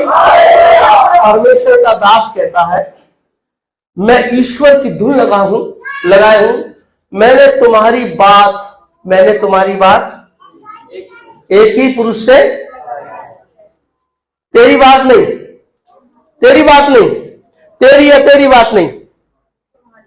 कितनी शादी होती है? 1 से ना शादी, लेकिन ये कहता तुम्हारी। किसकी? अब इतने सारे से खुदा कहे शादी कर लेगा। देखिए अलग विवाह है। जब हम कभी विवाह का पढ़ेंगे तब पढ़ेंगे वो विवाह किस तरह का था। वो कहता है जब तुम सब एक हो जाओगे तो एक देह बन जाओगे। ये सब क्या हो जाएंगे? एक देह। ना स्त्री रहेगा ना पुरुष, मेल फीमेल खत्म हो जाएगा, एक देह हो जाओगे और एक देह बनकर दुल्हन के समान अपने दूल्हे से मिल जाओगे। और जैसे आदम और हवा एक में से निकले और एक हो गए थे, ऐसे ये शरीर महिमामय शरीर यीशु के महिमामय शरीर में क्या हो जाएगा, एक। समझ रही आपको? तो कहता है कि मैंने तुम्हारी बात किससे लगाई है, एक ही, दूसरा कोई नहीं है, दूसरा कोई भी नहीं है। समझ रहे आप? ये तो दास कह रहा है मैंने तुम्हारी बात कहां लगा दी है, दास वहां पहुंच गया, पौलुस अपने लक्ष्य में पहुंच गया। ये दास कहां पहुंच गया, एलियाजर कहां पहुंच गया, अपनी जगह पहुंच गया। और पौलुस अपनी जगह पहुंच के कहता है मैंने तुम्हारी बात एक ही पुरुष से लगाई है। प्रकाशित 3:19 पढ़िए जरा, प्रकाशित 3:19। अब दुल्हन के लिए क्या लिखा है, मैं जिन यीशु कहता है मैं जिन जिन से प्रेम करता हूं उन सबको उल्हाना और ताड़ना देता हूँ। उन सबको क्या करता हूं, कितने कितने पानी पिलाया होगा उसने, 10 ऊंट, 60 या 80 या 100 घड़े नीचे से ऊपर लाके ऊंटों को पिलाया। ये क्या था, ये उलाहना थी। हालेलुया, ये मेहनत थी। हाँ जी, इसलिए सरगर्म हो और मन फिरा। सरगर्म और क्या कर, अपने मन को खुदा की ओर फिरा ले। क्या कर, सरगर्म हो, बड़े फास्ट, तेजी से, जल्दी से अपने मन को क्या कर, खुदा की ओर फिरा। वापिस आइए उत्पत्ति में, जब उन सारे ऊंट पानी पी चुके तब उसने अपने झोले में से आधा तोले की नथनी, पर जो एक्चुअल में जो वर्ड है इब्रानी शब्द, इब्रानी में नथनी नहीं लिखा हुआ, वहां लिखा है रिंग। ठीक है, इसका जो असली शब्द है नेजिम, वहां इब्रानी शब्द है नेजिम। उसने उसको आधा तोले की नथ दी और 10 तोले के सोने के कंगन दी। अब किसको दिया उसने, उस स्त्री को जिसने उसको पानी पिला दिया। तो क्या उसको पानी का इनाम मिला, क्या उसको पानी का इनाम मिला? लड़की ने क्यों ले लिया, एक अनजान पुरुष से इस इनाम को क्यों ले लिया? हालेलुया। आप किसी को कुछ दोगे, वो सोने के 10 तोले के कंगन पकड़ा देगा तो क्या होगा, आप ले लोगे, डर जाओगे। कोई फोन दे दे, आज के लिए फोन रख ले, अनजान की तरह लड़की तरह फोन रख ले, रख लोगे? कोई नहीं रखेगा, डर जाएगा, भाई हो क्या रहा है। पर उसने ले लिया, उसने मना नहीं किया, उसने ले लिया, क्योंकि खुदा ने कहा तुमने मुझे नहीं, मैंने तुम्हें। किस आत्मा ने, उसके पास पैसे की कमी नहीं थी, वो लालची नहीं थी, वो किसी पुरुष के बारे में सोच भी नहीं रही थी, लेकिन ये सब कुछ डिसाइडेड था। ये सब कुछ क्या था, परमेश्वर की तरफ से प्लान था, ताकि हम उस घात होने वाले दूल्हे और मेमने को भी जान पाए। उसने उसको ले लिया। हाँ जी, आगे पढ़िए। और पूछा तू किसकी बेटी है? देने के बाद तब पूछा कि तू किसकी बेटी, ये नहीं बोला कि तू तो हमारे जानने वाले की बेटी है, ले। ऐसे नहीं बोला, देने के बाद बोला, याद रखिएगा। हाँ जी, पूछा तू किसकी बेटी है? ये मुझको बता, क्या तेरे पिता के घर में हमारे टिकने के लिए स्थान है?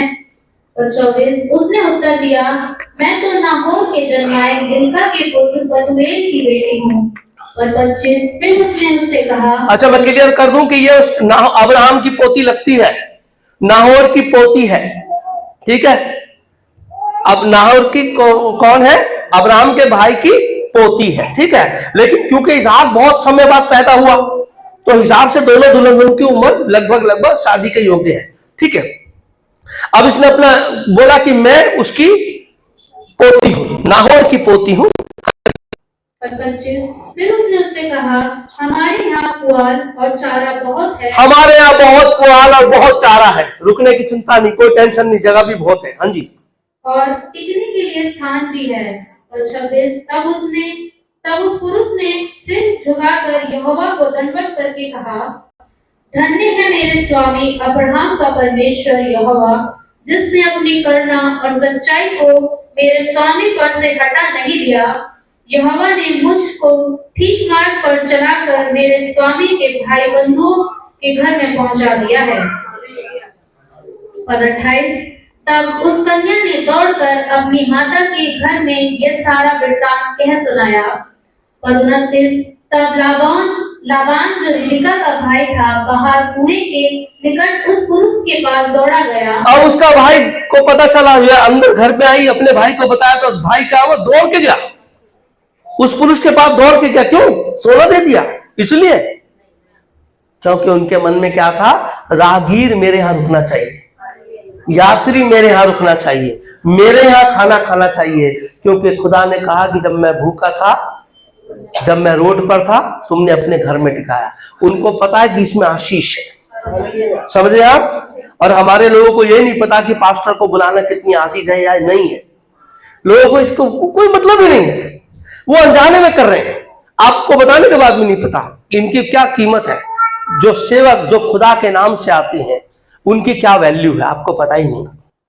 उस क्या रखना है, कैसे रखना है, क्या देना है, जानना भी नहीं चाहते हम। इन सब के पीछे भेद है। स्वर्गीय वस्तु का उदाहरण इस संसार में, हालेलुया। जब हमने धीरे धीरे जिएंगे, हमने जब पर्वों का पढ़ा था तो हमने पर्वों को पढ़ा था, वो रिहर्सल है, रियल में होगा। हम जब जी रहे हैं, रोज रोज जी रहे हैं, हम इसको एक समझ लो एक रिहर्सल कर रहे हैं। आने वाले समय में सब कुछ प्रकट हो जाएगा, सत्य में हो जाएगा। इसलिए उसका आना, दासों का आना, उनको घर पे बुलाना, दौड़ है इसके पीछे। मेरे घर आना है, मेरे घर पहले, मेरे घर पहले, क्योंकि तुम्हारे आने से यहोवा ने आशीष रखी। लाबान चल के नहीं गया, अरे आ जाएगा, उसे तो जगह चाहिए ही चाहिए, जाएगा कहां, और तो कोई नहीं था ना ले जाने वाला, जाएगा कहां, दौड़ के गया। ये अब्राहम दौड़ के गया। जब वो 3 लोग आए, लूत कह रहा मेरे घर रुकना ही पड़ेगा, मेरे यहां रुकना ही पड़ेगा। कितनी वैल्यू है खुदा के आए खुदा के द्वारा भेजे गए लोगों के लिए। हालेलुया। प्रभु ने कहा तुम जिस घर जाओ उस घर को शांति दो, आशीष दो। हालेलुया। ये एक शब्द शांति, एक शब्द आज, क्या वैल्यू इसकी, क्या वैल्यू है आप जानते हैं? ये जो शांति आपके मन में है ना, ये स्वर्गीय शांति है, शालोम। ये स्वर्गीय शांति है। ये आप किसी को बांट नहीं सकते, आप किसी को दिखा नहीं सकते, लेकिन आप जानते हो कि कितनी बड़ी भी समस्या हो, आपका मन शांत होता है। प्रभु में आपका मन शांत होता है। ये शांति कहां से आती है? यीशु के दास लाते हैं आपके घर में। ये आशीष कहां से आती है? जब कुछ भी नहीं होता फिर भी सब चल रहा होता है। ये कहां से आती है? यीशु ने कहा, पौलुस कहता है मेरे हाथ रखने से जो वरदान तुझे मिले जाके उसको चमका दे। हालेलुया। बहुत वैल्यू है, बहुत कीमत है। आप समझे नहीं समझे अलग बात है। हाँ जी, वो दौड़ के गया 35 और अपनी बहन रिबेका की, और ऐसा हुआ कि जब उसने वह नथ और अपनी बहन रिबेका के हाथों में वह कंगन भी देखे और उसकी यह बात भी सुनी कि उस पुरुष ने मुझसे ऐसी बातें कही, तब वह उस पुरुष के पास गया और क्या देखा कि वह सोते के निकट ऊंटों के पास खड़ा है। पद 31। तब उसने कहा हे यहोवा की ओर से धन्य पुरुष, भीतर आ, तू क्यों बाहर खड़ा है? एक बार मार्कुस 9:41 पढ़िए। मार्कुस 9:41 क्या कहा उसने? यहोवा की ओर से धन्य पुरुष तू भीतर। किसकी ओर से? यहोवा की ओर से धन्य पुरुष तू भीतर आ, तू बाहर क्यों खड़ा है? पढ़िए मार्कुस 9। जो कोई एक कटोरा पानी तुम्हें इसलिए पिलाए कि तुम मसीह के हो। तुम मसीह के हो। क्या कह रहा वो? यहोवा की ओर से आए हुए धन्य पुरुष। क्या कह रहा वो? कौन है ये आया हुआ? अब्राहम की ओर से। इसने क्यों नहीं कहा अब्राहम की ओर से आए हुए पुरुष? इसने क्यों नहीं कहा? इसने क्या कहा? यहोवा की ओर से, क्योंकि सब प्लान था। हालेलुया। और यीशु मसीह कहता है कि जो मेरे द्वारा भेजे गए एक कटोरा पानी भी पिला देगा, क्या होगा? वो अपना प्रतिफल इस पृथ्वी पर नहीं खोएगा, स्वर्ग में भी नहीं खोएगा। हालेलुया। कितनी वैल्यू है हमारे नगर में इस वचन की? कितनी वैल्यू है बताओ? कैसे बुलाते हैं अपने घर में प्रभु के दासों को? कह तो देते हैं वो प्रभु के दास है, कह तो देते हैं, पर निंदा भी करते हैं पीछे से। 35। तब अब्राहम के दास के आगे जलपान के लिए कुछ रखा गया, पर उसने कहा मैं जब तक अपना प्रयोजन न कह दूं तब तक कुछ न खाऊंगा। लाबान ने कहा कह दे। हालेलुया। अभी उसके सामने जलपान रखा गया। उसने बोला जब तक मैं अपनी बात क्लियर नहीं कर लूं, तय नहीं कर लूं, फैसला नहीं कर लूं, तो अब क्या ये मेरा घर है कि नहीं? क्या ये घर वही है जहां मेरे को आना था कि नहीं? समझ रहे आप? मैं इस घर से क्यों खाऊंगा? क्यों खाऊं? ये मेरे लिए नहीं है। आपको समझ आई बात? अगर वो कहता नहीं हम अपनी लड़की का शादी यहां नहीं करेंगे, तो क्या अब दास सही घर में था? नहीं। तो पहले क्या क्लियर होना चाहिए कि मैं सही घर में पहुंचा हूं कि नहीं, मैं वहां पहुंचा हूं कि नहीं जिसे खुदा ने चुना है। आमीन। ने कहा पहले मैं अपनी बात कहूंगा, बात क्लियर होगी तब आगे बात करेंगे, हमारा आपका रिश्ता है कि नहीं, खाने पीने के लायक है कि नहीं। हालेलुया। आपको पता है खुदा ने कहा अपने दासों के, जब तुम किसी घर में जाओ तो उसी के घर में जाना, जब किसी घर में जाओ तो उसी घर में जाना, दूसरे में मत घुस जाना, आज यहां फिर वहां, ऐसे नहीं घुसना। जो टारगेट बना के चलो, जो लक्ष्य बना के चलो वही जाना।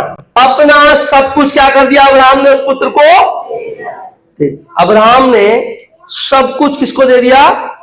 मती देखिए, मती 11:27 देखिए क्या लिखा है।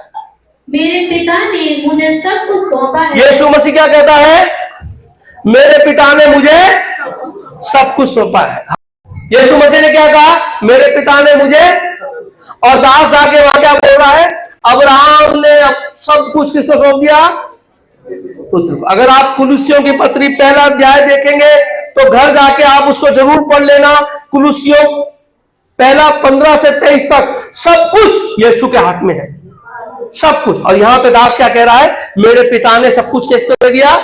मेरे स्वामी ने सब कुछ अपने पुत्र को दे दिया। जो स्वर्ग में हो रहा है वो सब पृथ्वी पर बता रहा है वो करेगा। वो कहता है मैंने अब्राहम से कहा अगर मैं नहीं पहुंचा सही जगह, या मैं वो स्त्री ना आए, मैं कहां पहुंचू? उसने बोला मैं दूध तेरे साथ भेजूंगा। क्या करूंगा मैं? आप में से कितने लोग ऐसे हैं जब कहीं दुआ के लिए जाते हैं तो ये दुआ करते हैं अपने स्वदूत को साथ भेज? आप में से कोई है ऐसा? सच में है? करते हो ऐसे? मानते हो कि ऐसा होता है? तो जो प्रभु के सेवक आपके घर में आएंगे उनके साथ दूत आएगा कि नहीं? वो कितने सुहाने पांव थे जो हमारे घरों में पड़े प्रभु के दासों के। वो कितने आशीषित पांव थे जिनकी दुआओं से हमारे घर बदल गए, जिन्होंने सरदूतों को कहा यहीं रुक जाओ, अब यहां से जाना मत, इस घर की देखभाल करनी है। हालेलुया। समझे आप? बहुत मायने रखते हैं। उन्होंने कहा अब्राहम ने मुझे भेजा, और उसने कहा परमेश्वर तेरे आगे आगे सरदूत आगे आगे चलेगा, सरदूत रास्ता पहले से तैयार करेगा। हालेलुया। आप यकीन नहीं करेंगे, ऐसी ऐसी दुर्घटनाओं से मैं बचाऊं। दो बता देता हूं मैं आपको, दो दुर्घटना। बिल्कुल अंधेरे का समय था, और ये जो 3 नंबर गली जो आगे जाके टूट रही है, सोमवार बाजार रोड आगे जाके कपड़ा पहले थोड़ा ठीक था रोड, बहुत धुंध में मैं जा रहा था, बहुत धुंध थी, सुबह सुबह में जा रहा था, 2 व्हीलर मेरे पास था। अचानक से सफेद घोड़ा मेरे बिल्कुल सामने आके भगता हुआ, धुंध में दिखा नहीं मुझको, बिल्कुल सामने, और वो तेजी से आ रहा था, मैं भी जा रहा था, मैं धीरे था, बिल्कुल सामने आकर वो साइड में हो गया। 15 मिनट तक तो मेरा दिल धड़कता था उस डर को सोच के। और एक दिन मैं अवंतिका में पोलो स्टार के सामने एक जगह है, वहां पर वो फ्रिज एसी का सामान मिलता है, बहुत से लोग जानते हैं। वहां पर मैं ऐसे खड़ा था, मैं यूं जा रहा था, और यहाँ गली थी, और एक सांड भागता हुआ आया बड़ी तेजी से, बस हम टच होने वाले थे। वो तो गिरता नहीं, मैं ही गिरता, पर खुदा ने रोक लिया। मैं नहीं भूला इन बातों को, मैं भूला नहीं। ऐसे बहुत सारी बातें मैं खुदा का धन्यवाद करता हूं। सचमुच तेरे सरदूत साथ चलते, वो साथ चलते, वो बचाते। उसने कहा जो सरदूत है ना वो तेरे साथ जाएगा, रास्ता क्लियर करेगा, काम क्लियर करेगा। ये सब प्लान से होगा, ये सब योजना। अब आप सीधा 51 देखिए, अब उसने सारी प्लान बता दी। उन्होंने कहा कि भाई हम लोग तैयार हैं, हमें तुम्हारे को लड़की देने के लिए तैयार है। 51 पद पढ़िए, 51। देख रिबका तेरे सामने है, उसको ले जा, और वह यहोवा के वचन के अनुसार तेरे स्वामी के पुत्र की पत्नी हो जाए। हाँ, हम लोग लड़की को देने को तैयार है, तो उसको ले जा और वो तेरे स्वामी की पत्नी हो जाए। ठीक है। उसके बाद उसने सोना चांदी निकाल के उसको दिया, उस घर में दिया। अब किसको दिया? दास ने उस घर को दिया, सोना चांदी रखो। यानी जिस घर में प्रभु आएगा, जिस घर से दुल्हन तैयार होगी, वो घर भी आशीष पाएगा। आप देखना, जैसे उस बेटी कह रही थी कि अब हमारे घर में झगड़े खत्म हो गए, है ना। इनके जीवन में यीशु आया, उनके जीवन में नहीं आया, लेकिन फिर भी आसपास आशीष आनी शुरू होती है। आप आजमाइए, आप जब घर में रोज दुआ करेंगे, आपके पड़ोस में भी झगड़े खत्म हो जाएंगे। आजमा के देखना आप, बहुत बदलाव आ जाएगा। क्योंकि अब दास क्या कर रहा है, निकाल के क्या कर रहा है, उनको वो सब कुछ दे रहा है जो वो अपने स्वामी के यहां से लाया था। हालेलुया। भौतिक वस्तु लाया था, लेकिन आत्मिक दास क्या लाएगा, आत्मिक वस्तुएं लाएगा। हाँ जी, अब इसको अब पढ़िए आप 55वां पद। पद 55। रिबका के भाई और माता ने कहा, कन्या को हमारे पास कुछ दिन अर्थात कम से कम 10 दिन और रहने दे, फिर उसके पश्चात वह चली जाएगी। हाँ, वो 10 दिन और रुक जाने दे और लड़की को, उसके बाद वो चली जाएगी। हालेलुया। हम तो तैयार रिश्ते के लिए, पर 10 दिन के बाद लड़की को ले जाना, अभी 10 दिन हमारे पास और रहने। हालेलुया। ये होते हैं लोग जो हमें आगे बढ़ने से रोकते हैं। हालेलुया। और कहां के होते हैं, अपने घर के। याद रखिएगा, अपने घर के ये लोग होते हैं जो हमें आगे बढ़ने से रोकते हैं। हम कितना भी सोच लें कि हम अन्य जातियों में विवाहे जाएंगे और हम उनको प्रभु में लाएंगे, नहीं होगा। अपने घर के लोग नहीं बढ़ने देंगे, दूसरे को छोड़ दीजिए। हालेलुया। अब बात आती है दुल्हन की कि उसका फैसला क्या है ना, और दास की जोर क्या है। दोनों बातें, दुल्हन का फैसला क्या है, यानी कलीसिया का फैसला क्या है, परिवार का फैसला क्या है, और दास का फैसला क्या है। पढ़िए आगे। 55। उसने उससे कहा, यहोवा ने जो मेरी यात्रा को सफल किया है, इसलिए तुम मुझे मत रोको, अब मुझे विदा कर दो कि मैं अपने स्वामी के पास जाऊं। दास कह रहा है भाई रोको मत, इनको जाने दो कि अपने स्वामी के पास जाए। हाँ जी। 57। उसने कहा, हम कन्या को बुलाकर पूछते हैं और देखेंगे कि वह क्या कहती है। अंतिम फैसला किसके पास है, अंतिम फैसला किसके पास है, कन्या। कन्या मतलब किसके पास, कलीसिया के पास, विश्वासी के पास। फाइनली कौन डिसाइड करेगा हमें जाना है कि नहीं, आपका परिवार नहीं करेगा। पापा जी, मम्मी जी, चाचा जी, दादाजी नहीं करेंगे, गर्लफ्रेंड, बॉयफ्रेंड, पति पत्नी नहीं करेंगे, खुद आपको करना। वो सब क्या चाहते हैं, आप साथ रहो। क्या चाहते हैं, हम आपसे प्रेम करते हैं, हमारे साथ रहो। लेकिन फैसला किसके हाथ में है, अब कहा भाई कन्या के हाथ में है। ये हाँ कहेगी ना कहेगी तब देख लेंगे। ठीक है, पढ़िए आगे क्या लिखा है। पद 58। और उसने रिबका को बुलाकर उससे पूछा, क्या तुम इस मनुष्य के संग जाएगी? उसने कहा, हाँ मैं जाऊंगी। हालेलुया। बचपन से पाला था, अभी अभी आया, लड़की डिसाइड करी, दूल्हा देखा नहीं, दूल्हा देखा नहीं, दादाजी को देखा, अब्राहम दादाजी को देखा नहीं, पर जाऊंगी। हम लोग तो फोटो मंगाते ना, पहले फोटो दिखाओ, है ना, उसकी कुछ फोटो दिखाओ, परिवार दिखाओ, एजुकेशन बताओ। किसने फैसला करा मैं जाऊंगी, है? कितनों ने यीशु को देखा है, देखा है? बिना देखे जाओगे? उसके बाप को देखा है? बिगर देखे जाओगे? कितनी देर में जाओगे, कितनी देर में, है? हम तैयार हैं। एक बार पढ़िए जरा प्रकाशित 19:7। आओ हम आनंदित और मग्न हो और उसकी स्तुति करें, और उसकी स्तुति करें। हाँ, क्योंकि मेमने का विवाह आ पहुंचा है। मेमने का विवाह, क्यों? कन्या ने क्या कहा, मैं रेडी हूं। क्या बोला कलीसिया ने? हाँ जी, आगे बढ़िए। और उसकी दुल्हन ने अपने आप को तैयार किया। सारे बोले हालेलुया। दुल्हन ने क्या करा, क्या बोली रिबेका, क्या बोली? अगर रिबेका मना करती तो क्या कहता, क्या हो आनंदित हो? किसकी जरूरत है, किसकी जरूरत है, दुल्हन की। और क्या जरूरत है, दुल्हन कहे मैं तैयार। आमीन। दुल्हन कहे, एंड में प्रकाश लिखा, वो कहता है प्रभु यीशु आ। क्या कहता है, तू दुल्हन तैयार है। यशायाह 61:7वां पद। पद 7। हाँ जी। तुम्हारी नाम धराई के बदले, तुम्हारी नाम धराई के बदले दुगना भाग मिलेगा, दुगना भाग मिलेगा। हालेलुया। क्या होगा, मसीह में जाते समय क्या होगा?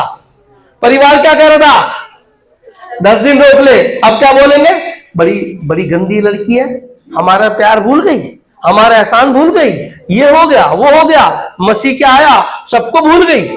क्या होने लगा, निंदा होने लगी। ऐसे होगा कि नहीं?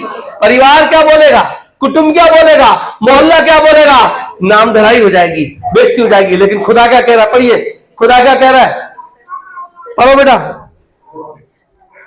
अनादर के बदले तुम अपने भाग के कारण जय जयकार कराओगे। हाँ, हालेलुया। क्या होगा, जब तुम्हारी नाम धराई का दुगना बदला दूंगा, और जो अनादर होगा उसका तुम्हारे बदले में क्या होगा, कि जब वो आएगा ना तो दुनिया देखेगी और सर पीटेंगे, दांत पीसेंगे, काश हम इस दुल्हन में शामिल। तब उन्होंने अपनी बहन रिबेका और उसकी धाया और अब्राहम के दास और उसके साथी सबों को विदा किया। तब उन्होंने क्या कर दिया, सबको जाओ भाई साहब जाओ।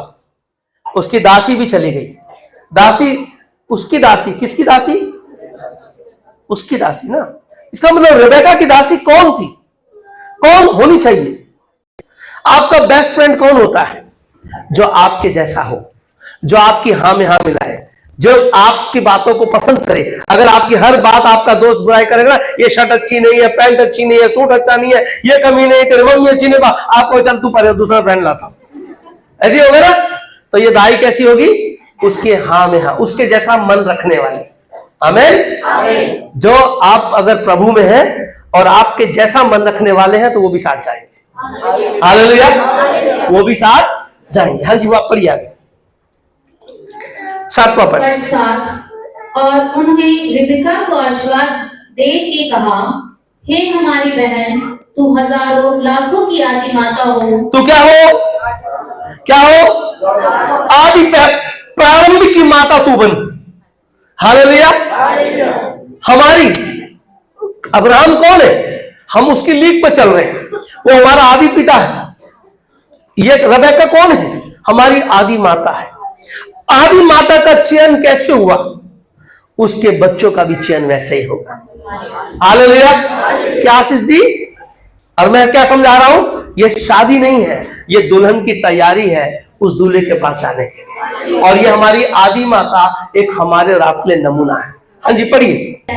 अब ये ऊंटों पे जा रहे हैं, पहुंच गए, लगभग 50 किलोमीटर रास्ता मैंने बताया था, ठीक है। अगर घूम के जाते तो 100 किलोमीटर, ठीक है, मोटा मोटा परफेक्ट नहीं है।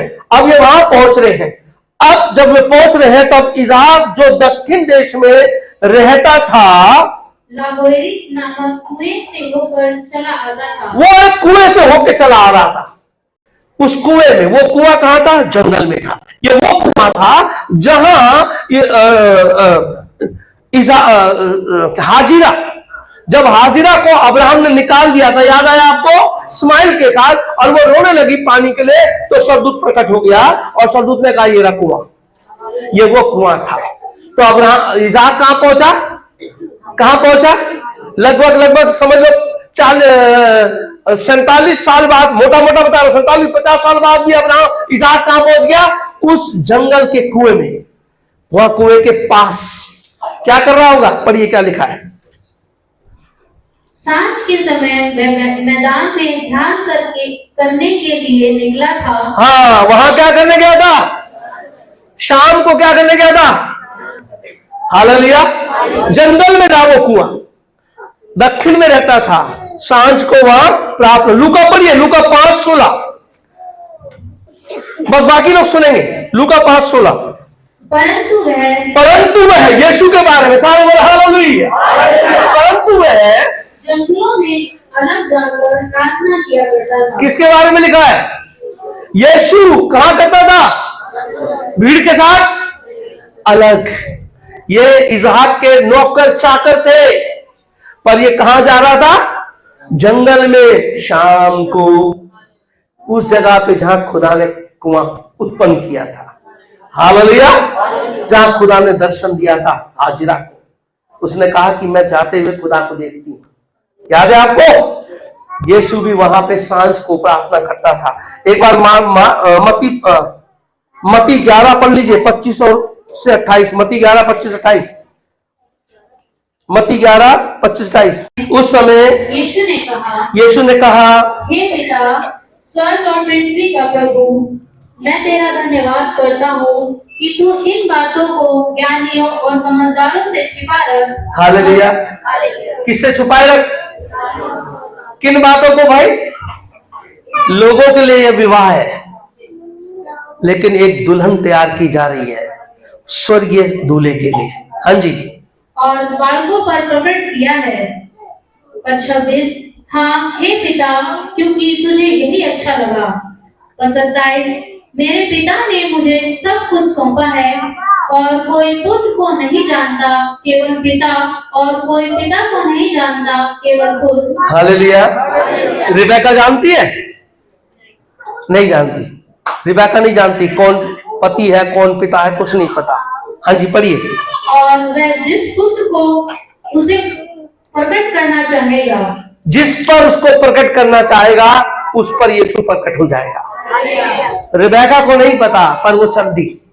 अब कैसे प्रकट होगा वो देखिएगा। हाँ जी। 28 हे सब परिश्रम करने वालों और बोझ से दबे हुए लोगों, मेरे पास आओ, मैं तुम्हें विश्राम दूंगा। 29 बस प्रभु कहता है मेरे पास आओ, मैं तुझे विश्राम दूंगा। पिता जिस पे प्रकट करेगा वही पुत्र को समझ पाएगा, और जो पुत्र को समझेगा वो संसार के परिश्रम को छोड़कर पुत्र के पास जाएगा। अब वापस आइए रिबेका के पास। ऊंट वो रात को क्या कर रहा था? शाम को ध्यान कर रहा था उस जगह पर, और ध्यान करके प्रार्थना करके वो वापस था। रिबेका ऊंट पर आ रही है, 10 ऊंट का काफिला, दास भी चला आ रहा है। हाँ जी आगे बढ़िए। 63 का भी, और उसने आंख उठाकर क्या देखा कि ऊंट चले आ रहे हैं। और इसहाक ने आंख उठा के देखा कि ऊंट चले आ रहे हैं। हाँ जी। 64 रिबेका ने भी आंख उठाकर इसहाक को देखा, और देखते ही ऊंट पर से उतर पड़ी। देखते ही ऊंट में से उतर गई। क्या कोई एक ही आदमी को देखा?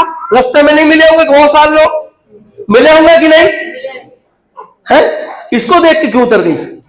जिस पर पिता चाहेगा पुत्र उस पर प्रकट किया जाएगा। हालेलुया। समझ आई आपको? बहुत मिले होंगे रास्ते में, लेकिन इसको देख के उतर गई। मैंने क्या कहा था? मन से मन की, याद है आपको उत्पत्ति जब हम पढ़ रहे थे? अगर नहीं है तो आप प्रचारों में जो वीडियो आएगी उसको देखेंगे, आपको बड़ा मजा आएगा। इन प्रचारों को उन प्रचार के साथ जोड़ेंगे, आपका मन खुशी से नाचने लगेगा। आप कहेंगे कितना भेद है खुदा के अंदर। ठीक है, चलिए। अब उसने उसको देखा, एक पुरुष को बहुत रास्ते में मिले, उसने किसी को नहीं देखा, इसहाक को देखा, फट से उतर गई। हाँ जी पढ़िए। 65 तब उसने दास से पूछा। अब पूछा, पहले नहीं पूछा कि दास ने बता दिया होगा कौन है।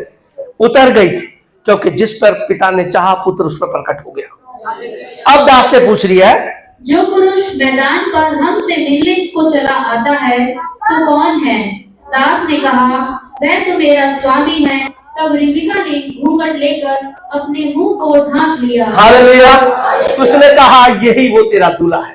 तब रिबेका ने क्या करा? घूंघट ढांकने का मतलब क्या होता है? आदर देना। घूंघट ढांकने का मतलब हालेलुया। समझ रहे हैं आप? स्वीकार कर लेना ये मेरा स्वामी है, मेरा पति जैसा स्वामी। मालिक नहीं, पति जैसा स्वामी। समझे? मालिक स्वामी होना और पति स्वामी होने में अंतर है। समझे? मालिक का आप आज्ञा के अधीन हो, आप उससे कितना भी प्यार करते हो, लेकिन जब पति के पास हो तो ये ऐसा मेल वाला प्रेम है जिसको आप बता नहीं सकते। एक औरत बड़ी अधीनता से अपने पति के साथ रहती है, वो डांटे गाली दे कुछ भी पर उसके साथ रहती है। एक बंधन उसको जोड़ के रखता है, वो कभी भी टूटता नहीं है।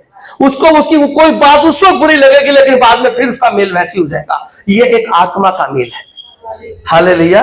इसलिए मलाकी जो कहता है कि एक ही आत्मा से निकले हैं दोनों, एक ही आत्मा से वो बने हैं, ये आत्मा अपने आप में जुड़ जाती है। और एक ही शरीर से बने हैं, ये पसली उसमें जुड़ जाती है। और वो भी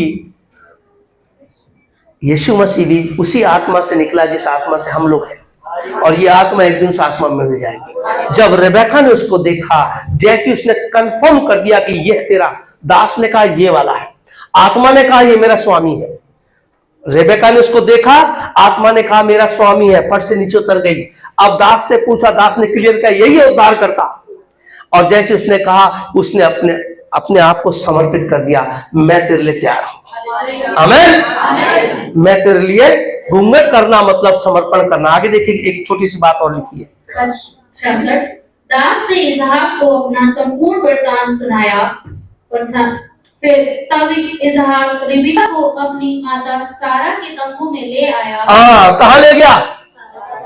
अपने पिता के घर में नहीं ले गया, कहाँ ले गया? अपनी पत्नी को कहाँ ले गया? तो यीशु मसीह हमें कहाँ लेके जाएगा? कहाँ लेके जाएगा? जहां परमेश्वर और मनुष्य का डेरा साथ होगा। कहां पर होगा? नए आकाश और, याद है आपको प्रकाशित वाक्य 22, फिर मैंने स्वर्ग से उस मंदिर को उतरते देखा, नए आकाश और नए पृथ्वी पर, और उस बड़ी भीड़ को देखा जहां पर जीवन का वृक्ष था, फल थे, पत्ते थे, और परमेश्वर और पुत्र दोनों वहां पे, उस स्वर्ग में नहीं जहां खुदा था, वहां से तो उतरते देखा था। समझे? कलीसिया वहां नहीं पहुंची जहां खुदा था। समझे? कलीसिया कहां पहुंची? नए आकाश और पुत्र ने वहां उससे क्या करा?